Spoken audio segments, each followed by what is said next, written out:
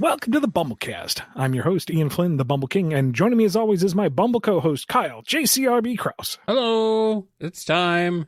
Once again, it's another Monday. BumbleKast is still here. Despite everything, we're still here. So, are you ready, Ian?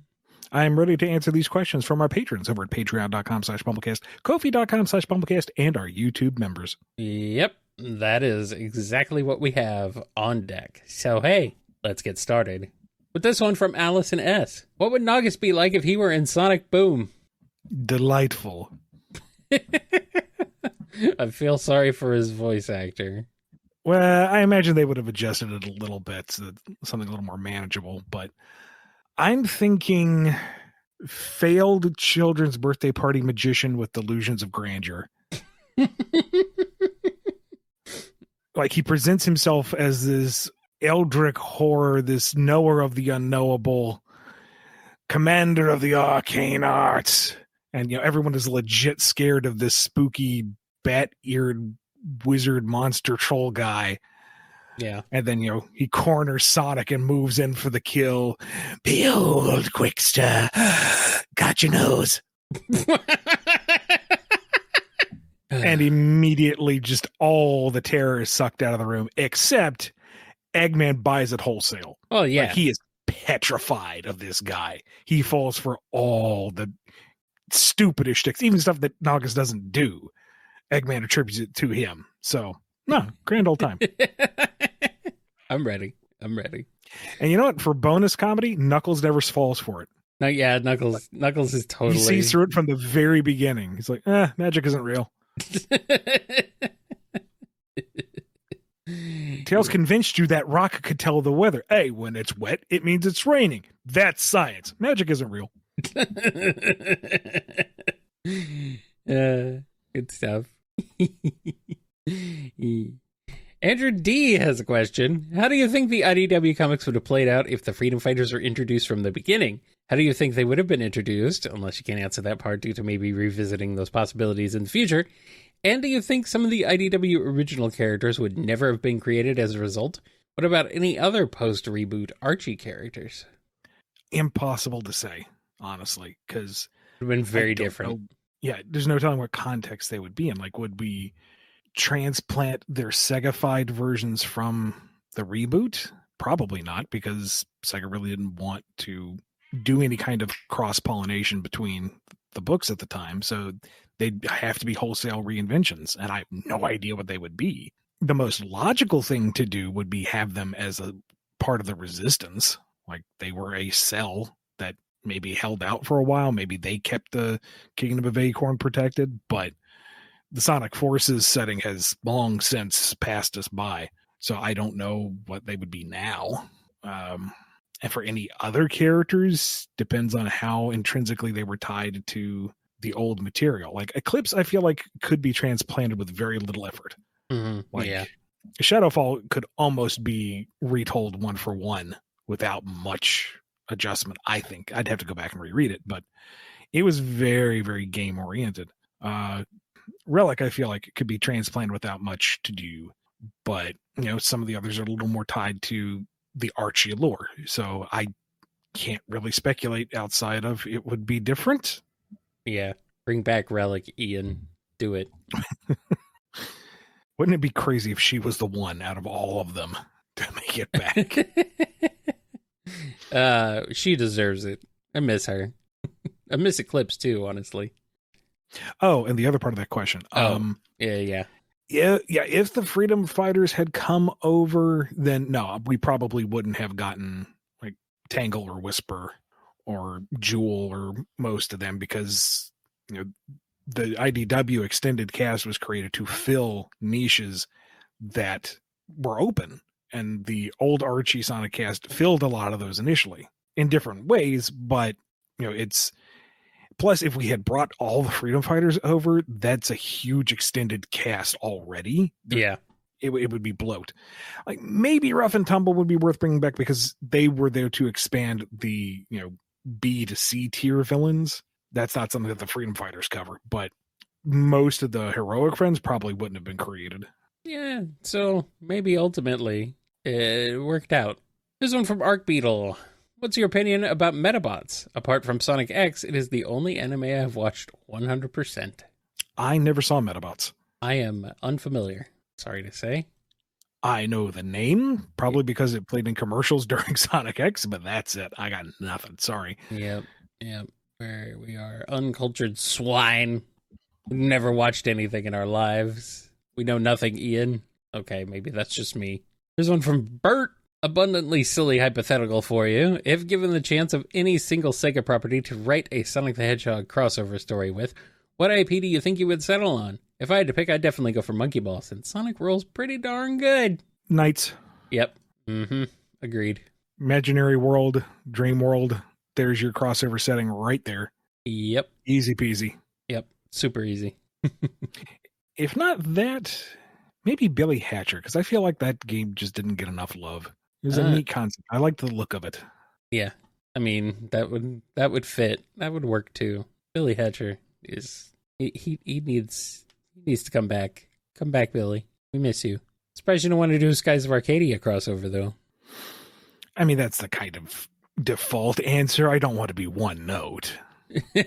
No, just two.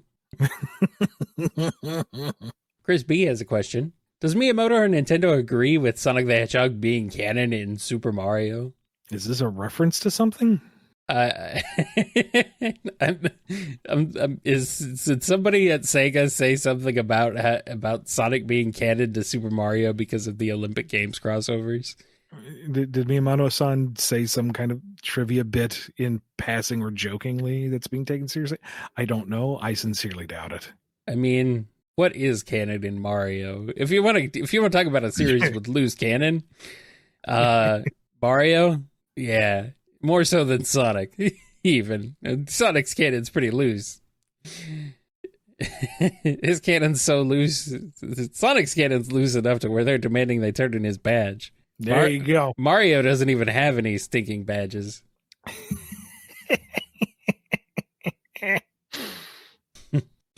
Comic the Hedgehog is here with a question. Let's get way too serious about the lore implications of a 23-year-old piece of promotional material. Well, I guess that's what this show's about. More or less. There is an old SA2 commercial in which Shadow eats a cow. Does this mean that cheeseburgers and milkshakes are to Shadow what chili dogs are to Sonic, or does he prefer to eat his cows raw and alive? The latter. Obviously the latter. That's what he did, isn't it? Yeah. I mean, he's part black arms. They're ravenous, murderous, predatory species. He eats the cow, the whole cow, nothing but the cow. and the coffee beans. Well, you got to wash it down with something. Right. The beans, though. They're raw. The raw beans, Well, for him, it's refreshing. It's because he's weird. Oh, well. Shadow's version of a mocha. Danomancy has a question. Eggman just built a cloning machine in order to assist with mass production of badniks. He's about to give it a test run when an underfoot motobug causes Eggman to tumble into the machine. How did Team Egg Empire and the main cast manage the new Baker's Dozen of Eggmen? Talk about a power struggle. Yeah, I feel like this is a Boom episode. Yeah. It should be a Boom episode because that's the most fun option. I mean, perhaps it's a bit rote, but it all begins with a great deal of self-congratulatory congratulations as they all conspire to do one thing, except they each have a slightly different interpretation of what they should be doing, and that turns into a lot of bickering and backbiting, and then soon there's only one Eggman left standing. Which one was it? Who knows? And then if you want to do a more sinister, modern Sonic twist on it and put your personal Flynn flavor on it, the lone Eggman stands over the charred remains of the clones and goes, "And now you know I am the best." Whichever one that was. Yosh. Yosh. All right. Dawson the Dachshund has a question. It's time to swap them dogs. Whisper joins the Scooby Gang, and Scooby-Doo himself joins the new Diamond Cutters. How's it go? P.S. Don't at me. Whisper is a dog. I mean, insofar as like a lion is a cat. It's kind of loose ecology here, but I'll let it slide. Mostly because whatever goof is trying to hold on to that abandoned property and the hidden treasure underneath the floorboards is in for a rude awakening. Yeah. Look out, it's Frankenstein's monster. Bang! Whisper, no! No, it's not. Not anymore. I would have gotten away with it, too, if it wasn't for you. Whisper. Meanwhile, Tangle loves the new edition. Lanlin does not particularly, but at least she can motivate him with some Scooby snacks. That's more she can say with some others. Swinks, you no-scoped him. Thanks, Chad. Look at all them rods. Mutsky's back. Does Tangle eat the Scooby snacks? Obviously. I mean, Surge does too, but just out of spite. Mm-hmm. Surge eats everything out of spite, to be fair. Hearts 13 has a question. In the hypothetical reality of our own universe, where the Adventures of Sonic the Hedgehog animated series was never canceled, and they made specials based on the games, Adventures of has finally transitioned to the modern era with 1999 and 2001 specials based on Sonic Adventure 1 and Sonic Adventure 2. How does the Adventures of cast handle the transition from classic to modern, and the modern designs of characters transition to Adventures of? How did the specials play out, and how Intimidator to Scratch and Grounder of Chaos, Zero to Perfect, and Shadow the Hedgehog? I'm imagining there's not really much transition. Like, Amy gets a wardrobe change and nobody addresses the age difference because probably character-wise she isn't that different. Trifle concerned what an Adventures of version of modern Eggman would look like. Because it wouldn't just be the waiter pants and jacket. They'd do something weird with it, I'm sure. Yeah. Might be entertaining enough to see what hijinks Robotnik gets into just to grab all those Chaos Emeralds because Chaos needs a promotion. Kind of entertained with the idea that the S6 squad is piloting some of the early mechas in SA1 and doing a bad job of it. Like put Scratch in the Egg Hornet so that when he does that dive bomb attack with the giant piercing horns and getting stuck in the ground, that's entirely his buffoonery. Also imagining aggressively over the top 90s edge Adventures of Shadow. Like probably does all the same Bugs Bunny goofy shtick that Sonic does, but does it with a sneer. Yeah. Yeah, that makes sense. Like he out cosplays Sonic just to prove that he's the ultimate life form. And then does a sick kickflip off his skateboard. It's goofy. They'd probably do something like Shadow's like the Mr. Hyde version of Sonic. Something stupid like that. Eggman just pulls a ray gun and shoots Sonic's shadow to give it form. There you go. Look out, kids. That's foreshadowing for the 06 episode. And they didn't even know it at the time. And then you get a rare bit of continuity in Adventures of when they get to 06, and weird. Robotnik uses the same technique on Shadow. It worked so well the last time, we'll do it again. Attack him, my loyal servant, Me-Files. Me-Files. Should have known. Me-Files, excuse me. Mephiles, no, we're stuck with Me-Files. Me-Files doesn't change at all. No. His level of camp is perfect. Yeah. I mean, he's voiced by Dan Green. What do you want? More Dan Green, really. Always. Here's a question from Hydrix. I know you've failed over and over regarding Styx joining the IDW cast. However, after doing a little digging, I learned that it'll be Sonic Boom's 10th anniversary for both the games and the show in November this year. Knowing this information, do you think it's possible to convince Sega and Sonic Team to finally let Styx into the comics and let her interact with everyone in the mainline universe? Unless there's something going on that I don't know about, if anything was planned for Boom this year, it would have been running last year. And I don't think there is anything happening. So, hope springs eternal. but don't hold your breath. Sticks is standing outside of the fence, yanking on it, screaming, "Let me in! Let me in!" Would that I could. Icy has a question. If you had the opportunity to write a mini-series involving Uncle Chuck and Professor Pickle, which direction would you take it? A whole mini-series? That's a lot.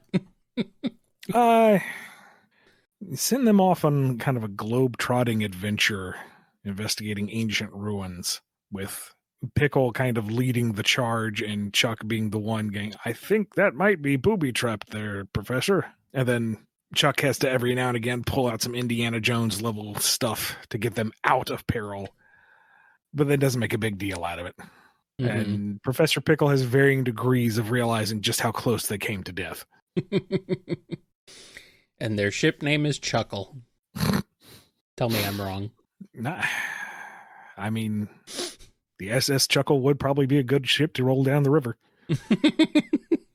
Because that's the ship you meant, right, Kyle? Yep, of course it is. Good. Of course. Excellent. Immaculate. Gonna capsize the BumbleKast if we're not careful. Here's a question from Anonymous. More SBO and Tangle stuff. Who asks who out first? Tangle. Tangle asks everybody out. She doesn't even realize she's doing it. Or it's just kind of the no fear. She's got the gumption. She is proactive. Yeah, makes sense to me. Here's a question from John. Do you think there could be a Sega ninja lurking in the community, monitoring the Discord server, taking notes on every BumbleKast, making sure there are no legal issues that might come up? How likely do you think this is? Completely and totally impossible. Please put down the knife. Stop holding the gun to the back of my head. Ninjas don't use guns. What are you talking about? Yeah, this one does. They're one of them Yakuza ninjas. Damn those Yaku ninjas. Oh, man. I hope not. I hope there's no secret Sega person in the Discord server. That's a terrifying thought right there.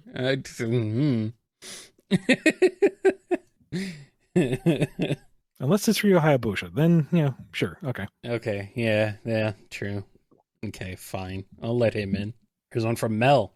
Okay, it was only a matter of time before I asked this one. I know we've had our share of Homestar Runner banter on the podcast before, so I must ask. If you had to make a Sonic version of Teen Girl Squad, which Sonic character would be who, and what grisly, poorly drawn fate would each of them suffer? Oh, dear. Oh, no. This is bad. Because, oh, man. People are going to be mad that you made someone the ugly one. Who was it again? Teen Girl Squad. Cheerleader. So-and-so. What's her face? And the ugly one. Cheerleader is Amy. Obvious, but fitting. So-and-so is Rouge. What's her face? Who is what's her face? Tangle. I don't know. Tangle's too. If anybody's going to wear Jinkos and not, bother showering every other day, that'll be Tangle. And ugly one.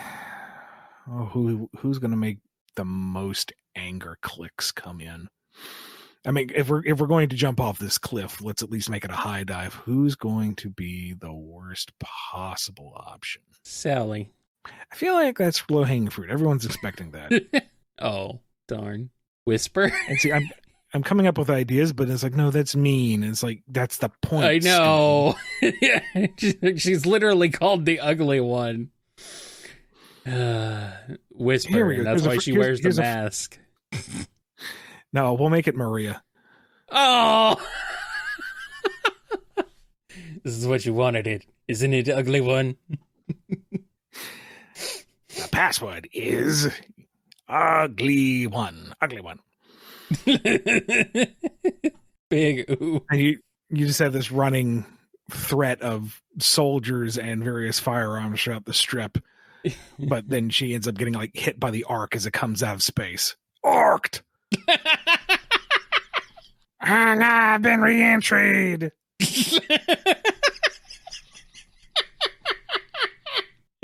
Oh no. Annie gets hit with her own Pico hammer because it bends back and swats her rubbery style, but instead of actually like caving her head in, it just bops her into another dimension. Hammer spaced! Oh no, the infinite void!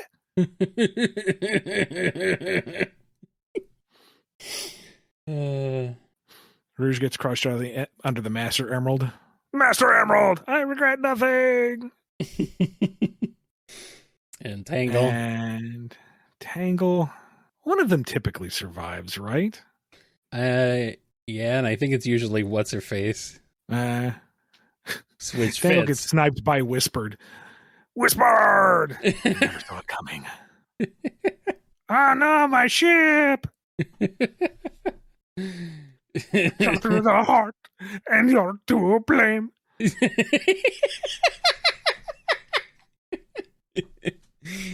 Oh, man. Oh, man. All right, if you don't know what Ian's talking about, go watch some Teen Girl Squad. Homestar Runner. Look it up. Do yourself a favor. Goofy stuff. So good. It is a show for old people. Yeah, I guess so. Look, Decomposing Pumpkins by Brain Creek still slaps, all right? Jugga jigga wugga. Dentist. Jugga jigga wugga. Deli style. Jugga jigga wugga. Jigga wugga.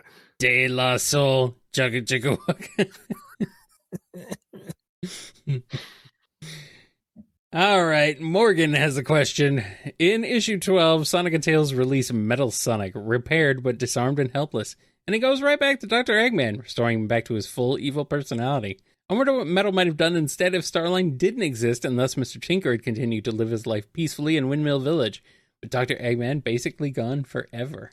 I feel like we've answered something like this before. Maybe it was a couple years ago. We have. It's been a while, but yeah, we have. But that's okay. But yeah, without Dr. Starline, that'd be it.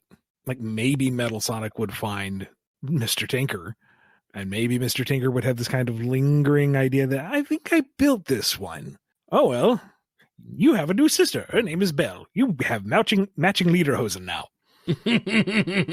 And Metal Sonic is just like miserable for the rest of his life because now he's busy building toys and fixing furniture and being played with like a maypole by the village children. Oh, could have been a nice time. We could have had nice things, Ian, and then you took them away. I didn't. Starline did. Who created Starline? Who wrote? We're going to take a break with this episode of the. We're going to take a break for this episode of the BumbleKast, and we'll be back with more BumbleKast.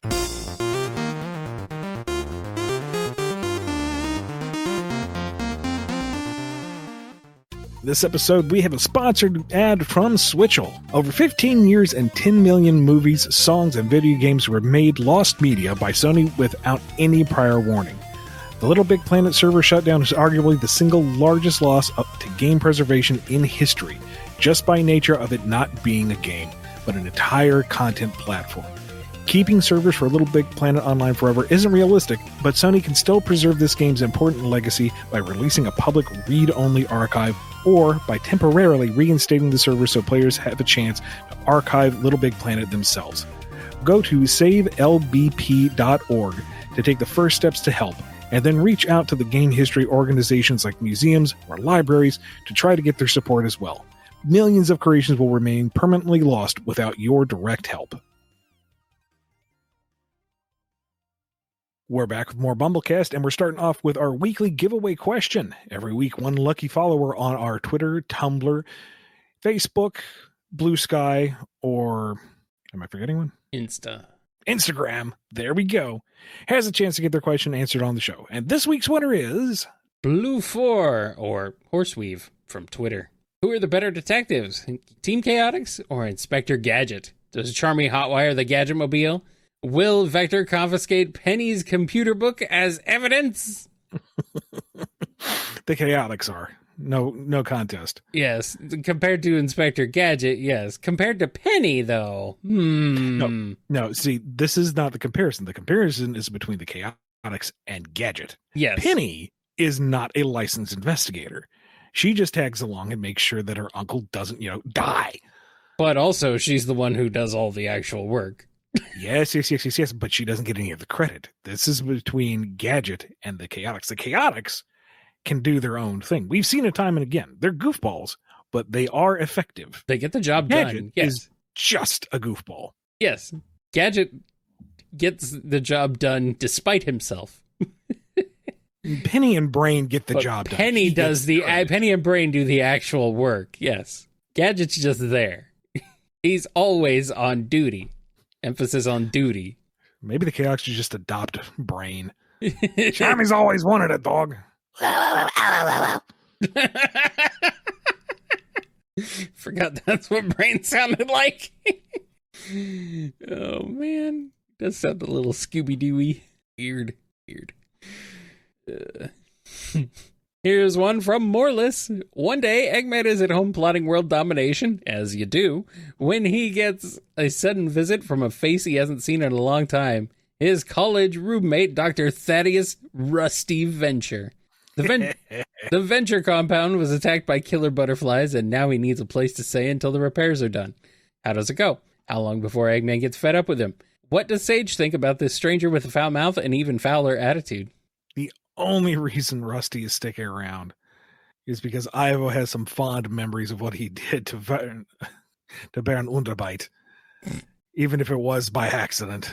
So, all right, he can stick around, maybe for a laugh, reminisce a little bit, talk about how, Ivo joined Gun for a while. He may be a sellout, but he stole all their tech, and now he's a conquering overlord.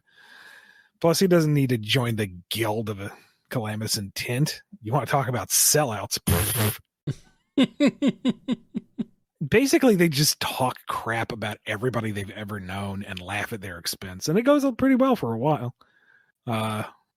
Even kind of bond over the joys of fatherhood, and Rusty starts asking questions about, do you have any good cloning techniques? Because mine are starting to wear a little thin. Could probably stay in the oven another hour or two, if you know what I mean.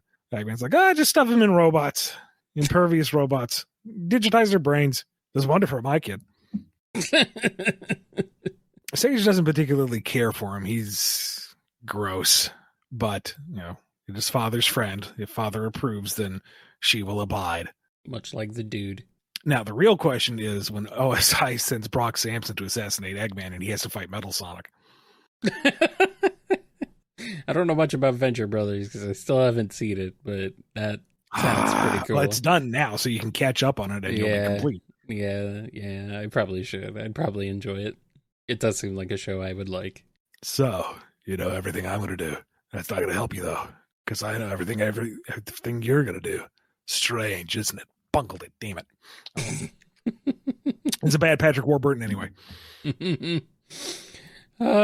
Patrick Warburton. Love that guy.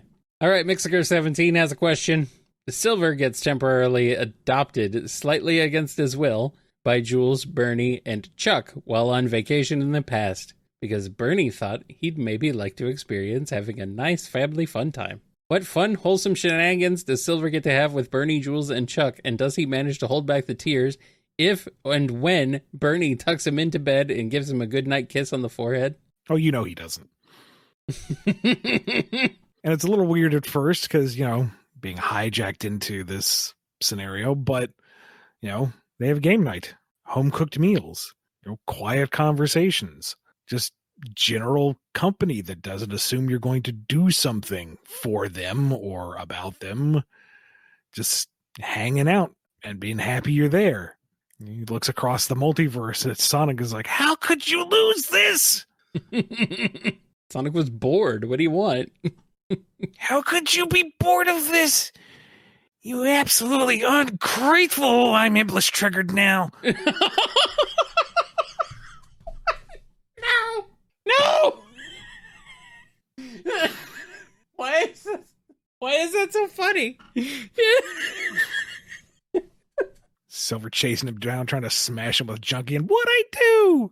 They're my family now. Oh, so much emotional damage. Oh, God. Please Please don't ever have Silver actually say, I'm Iblis triggered. Please. Please That's don't. like an off-panel joke. That's not. I know. Yeah, I joke. was gonna say that's not something he would say, is it? You know me and my referential humor. That is a bridge too far. That is a little. That is a bit too much.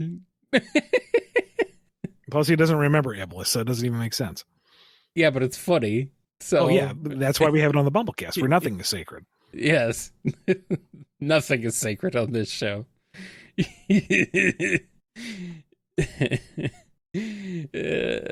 All right, Onyxodon has a question. While trying to get Starline's ridiculous utter song out of his head, Kit listens to the Beatles for 4 hours straight. Being thrown into the Beatlemania, Kit realizes that this whole time all he needs is love. How do Serge and others react to hippie Kit trying to convince them of this line of thinking?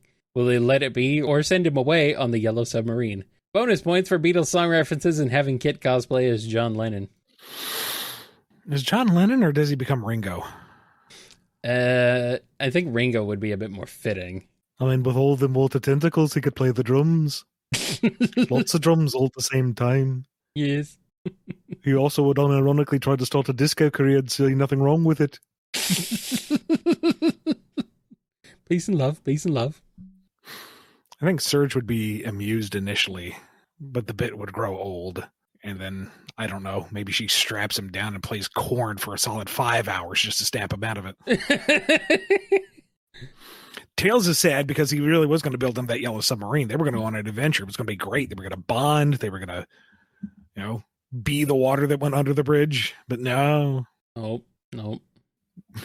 Now he's been turned into a blue meanie. It's had to be that Eggman. Goo-goo-goo-tube. Hmm. Here's a question from Rabbit Haver. Silver probably doesn't have much exposure to stimulants, something pretty common in our time. So what's his first experience with caffeine like? Does he shake like a nervous chihuahua? So you know how in Logan, the third Wolverine movie, Xavier was suffering from Alzheimer's, and that would cause psychic attacks that would immobilize people for a full city block? Oh no. Something like that. Only Silver's not telepathic, he's telekinetic. So his jitters are felt on the Richter scale. His jitters are the planet's jitters. Oh no. Do not feed the hedgehog caffeine. That is. He's got the Iblis jitters.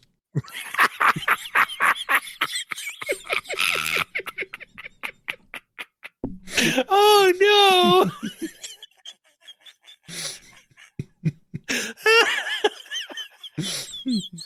Say that's a pretty good one.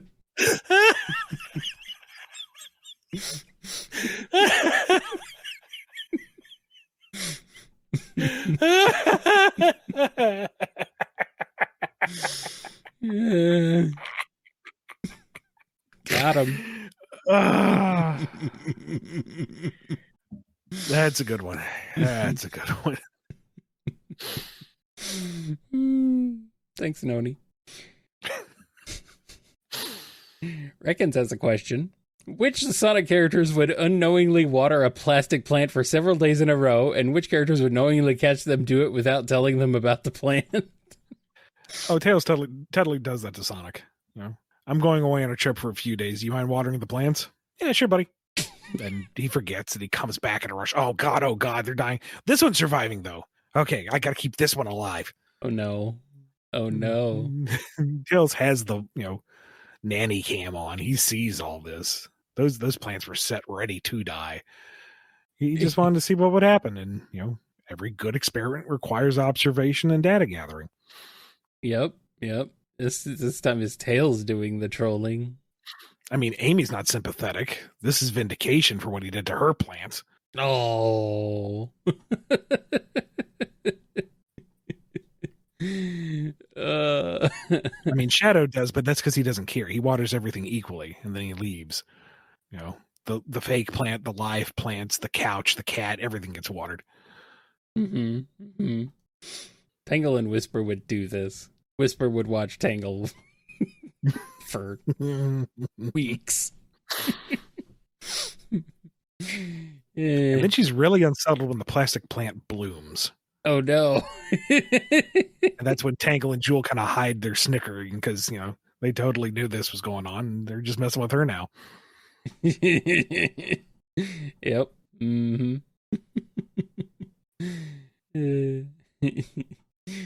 All right. Rogers S has a question. Excuse me, Mr. Flynn, would it be possible to incorporate Mecha Sonic into both Sonic Dash and Sonic Force's Speed Battle?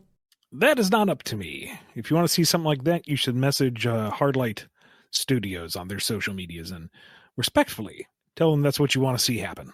Please, Ian, do it. I know you're the one who makes all the Sonic decisions.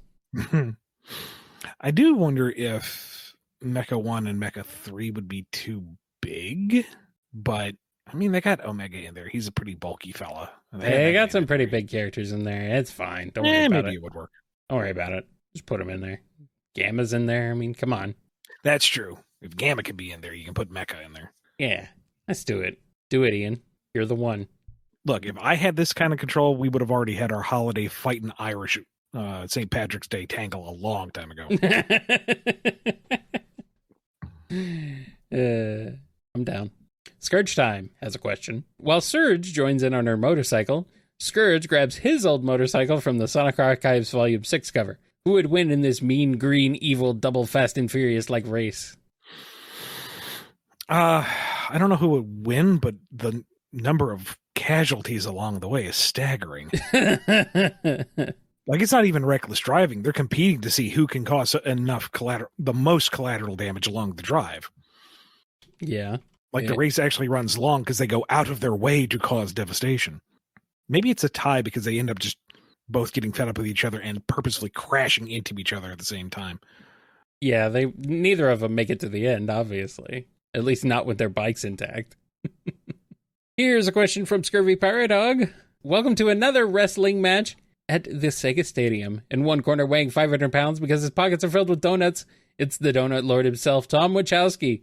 And in the other corner, weighing 500 pounds because his pockets are filled with money, it's Chris Thorndike. As soon as our two fighters have emptied their pockets, they will fight for the championship belt and claim the title of Sonic's best human friend. Will our fellow commentator Ian Flynn describe this battle for us and tell us how it goes? It's a beautiful night here. The square circle in the one corner, we have the Donut Lord himself, Tom Wachowski. And over here in the blue corner, it's the crybaby, the cracking myself up, the eternal pain in the neck, Chris Thorndike.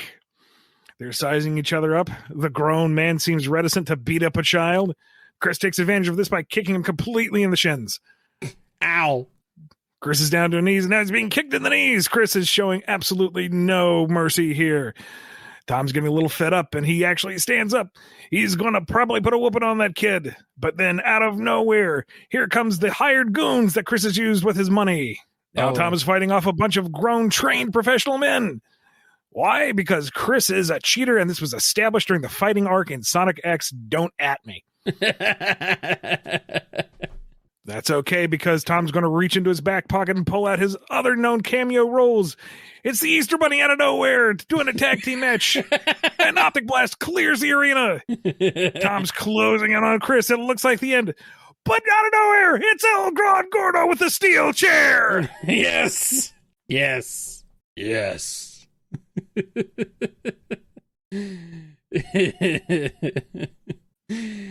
And El Gran Gordo wins. Because of course he does. Yeah. He always wins. As he should.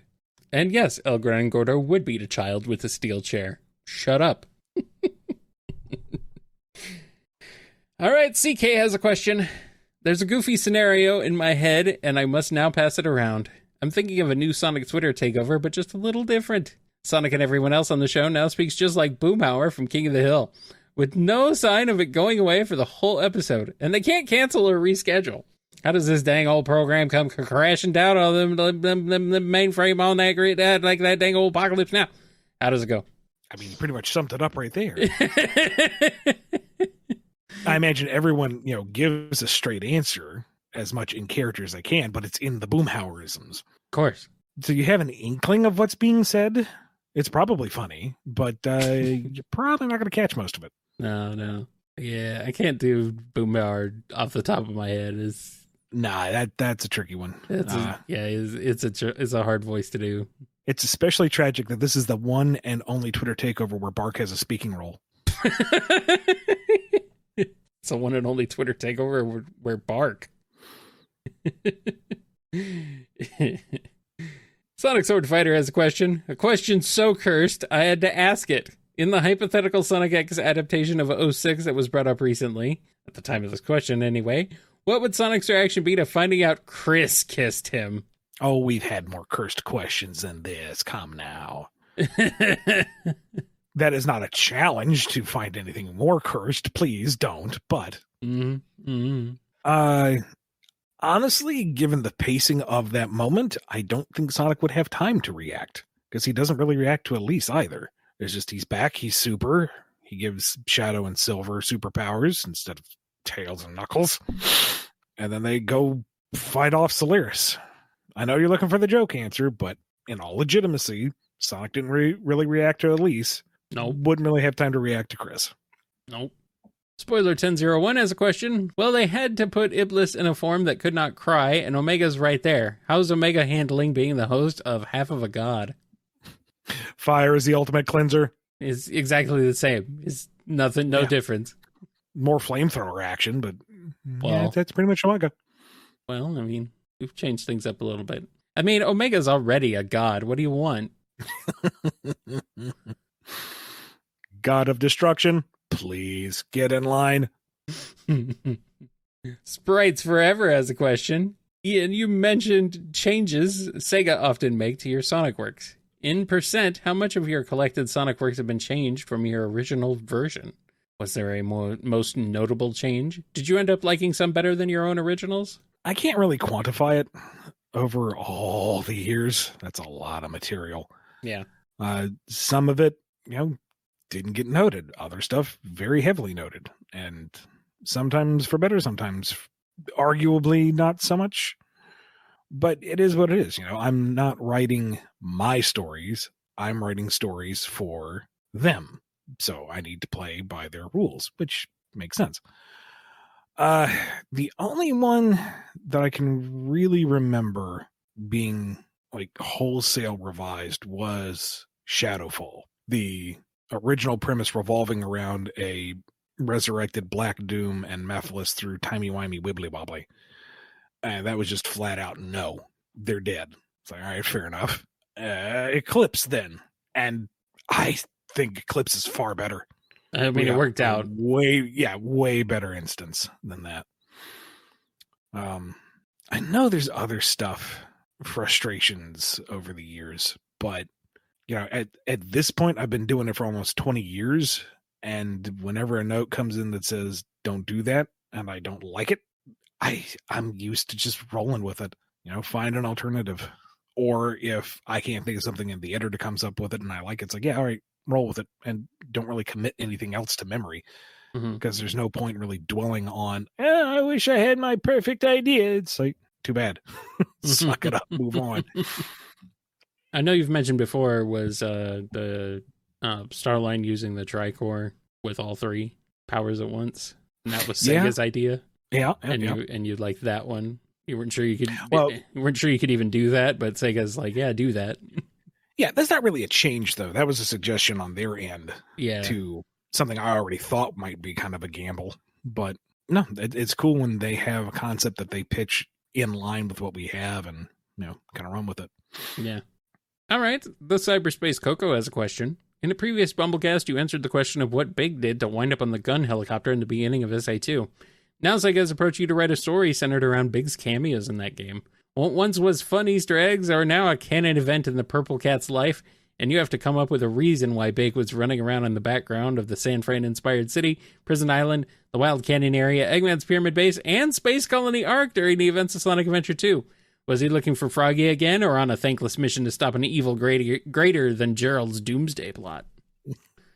Both. Yes. I think that's the answer. Do you think Gerald went straight from BioLizard to Shadow? No. There was a middle step. Another amphibian. Uh-huh. The ultimate frog form. Hey, good buddy. You're looking a little different. Did you eat a Chaos Emerald again? Oh no! Big's also looking for a good fishing spot. Yeah. I don't know why he's looking for one on Space Colony Arc, but hey, maybe there's one up there. Maybe he heard good things. And he found some crazy stuff in that theme park pool. What might be something neat in space? Yeah, sure, why not? I mean, starfish got to come from somewhere. True. Yeah, good point. I mean, he did find a watering hole on the egg carrier, so the heck. And we got a question from the One True Blue. What would you guys like to see in a Sonic What If show? Be it a book, show, YouTube short, or anything. And if I may add, what is one of your favorite what ifs to think about? Any of the possibilities stemming out of the various games. Like Shadow the Hedgehog right there is fertile ground. What if Shadow became the Android King? What if Shadow took over the Black Arms? Mm-hmm. You know, those right there go for miles. What if, you know, the ancients had defeated the End and were never wiped out? What if they never left their world? And, you know, we've got an Earth without Chaos Emeralds. What if Eggman won at any point in the series? Yeah. What if Tails had been found by Knuckles? What if Amy were the big hero starting out from Sonic 1 and Sonic was the tag-along fanboy? What if Shadow that was found by Eggman and was in the sealed casket was a clone or a copy and the original is still out there? You know, what if Maria survived? What if Shadow the Ark stayed had dead? hit the Earth? Yeah, what if Shadow remained dead? Yeah, that's one. Mm-hmm. And there's a bajillion options out there. Yep. So I would just like to see any of those. And the tricky thing is to establish that scenario and see it to a fulfilling conclusion within enough time that you have room to tell the other stories as well. And some of those work better than others. Yeah, I think it would be fun. It needs to happen. You should do it, Ian. Sega won't let you, but you should do it anyway. All right, here's a question from the Aldi Roger. Guys, I need help. I keep entertaining the idea of using AI to scrape all the fan-made Sonic OCs from all over the interwebs and sell them as NFTs in a collection called Atomic Edgehogs. Is this the origin story for me becoming some kind of AI crypto bro-themed supervillain? Am I too far gone to save? The first step is admitting you have a problem. It's very brave of you to acknowledge that you are having these intrusive thoughts and confronting them. The next step is to not ever do that, please. Don't do that. No, please don't. Please don't. Something that's, if you want to do something that wastes that much time and is that self-destructive, just slam your foot in the door repeatedly. Saves so much more time and energy. It's easier. Yeah. And you don't hurt anybody else, just yourself. I'm not recommending you do that. No form of self-harm is good. But it's at least a more dignified way to do things, I suppose. Sure. And our last question is from Twilord. Somehow, it becomes canonical to DC, Dragon Ball Z, and Sonic that Shadow, Knuckles, Blaze, and Metal can beat a tag team of Superman and Goku. Your choice. Would it be narratively better to drag Sonic up to that level, or to actively make their stalemates more baffling to them? Okay. So, a tag team has to beat Goku and Superman. Yeah. Does this mean they can't fight at the same time? I don't know. This is power level bait right here. I know. Twilord knows what he's doing, and we're gonna get a lot of YouTube comments. You know, oddly, Roger, I take it back. Slam Twilord's foot in the door repeatedly. Test that power level. Wow. That's what you get for Nermies, boy. Ow. We joke because we love. Twilord's been here for a while. Yes. Let's see. Make it, I guess, Shadow has to be one of them to make it the most insufferable. Mm-hmm. Knuckles, I don't want to give him the disservice of like hoisting him up to that level of power for no reason. Knuckles is my boy, but he cannot compete. So I don't want to like besmirch him by throwing him into this ludicrous scenario. Blaze is really cool. And for that same reason, I don't want to besmirch her by throwing her into power level nonsense. So I don't know. People are mad at how I make Metal Sonic Job, apparently. Throw him in there. So Shadow and Metal versus Superman and Goku. What if Knuckles is in there? What if he goes Enerjack? Screw it. I mean, we've already got Superman and Goku. You might as well just go whole hog and put in Enerjack. Energy Knuckles and Blaze taps into her Iblis power, so you got Blazing Iblis. There you go. Iblis, Blaze, burning, everything. It's fine. Just throw everyone in there. Everyone is here, Ian. It's like Smash Brothers. Just let's go. Look, I'll get on board with this if you just get like a sick art team and all I have to do is like describe the fight scenes. Like there is no plot. It's just very pretty Sakuga. Fine. Let's do it. Yes. Who wins? Us for being able to see it. Your eyeballs win. There you go. That's enough for this episode of the BumbleKast. If you want your question answered on the show, head over to patreon.com/BumbleKast, Ko-fi.com/BumbleKast, or become a YouTube member. Be good to yourselves, be good to each other, but not to Twilord. And we will see you next time on the BumbleKast. See you later. I'm kidding. Be nice to Twilord. Why? Someone like Relic, I feel like could be transplanted without much microphone. Don't do this to me. Transplanted without much microphone? What? Sorry, the microphone decided to fall in my lap. I know. Pick up in 3, 2, 1. You've been listening to the BumbleKast, a co-production of Bumble King Comics and the KNGI Network. Original theme music composed by Ken Coda Snyder. Remixed intro by T-Lopes. Find out more information, along with podcast feeder links, MP3 downloads, and more at bumbleking.com and kngi.org.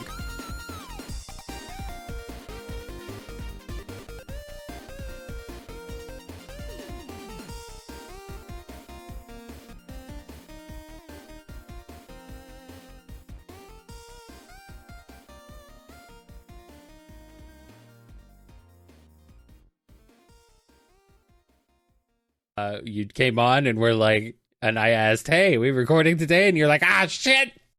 Oh, that and all day yesterday, I'm like, today's Wednesday. Tomorrow is Thursday. And then I do BumbleKast. Uh-huh. Were you sleeping? No, I went to the store. Oh, that's fine. That's cool.